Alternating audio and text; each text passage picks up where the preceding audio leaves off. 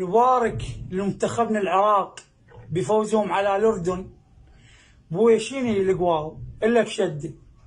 أيمن حسين فنية هيجي، بشار حسين حرة، ميمو سوى هيجي شلون قالت بيض هيجي طرب لبطها.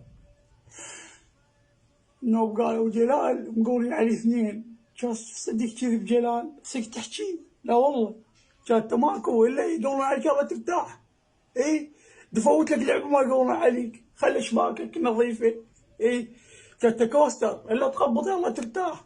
صدق كذب. بس انا يوم ويا جلال سيدنا مولاي على راسي. صدق كذب جلال سبعي بطل اذني. ممكن يعني تخلي صبر شوف شيني. والله يوم ويا لازم لازم يقولون على جلال. اي جلال بطل حبيبي.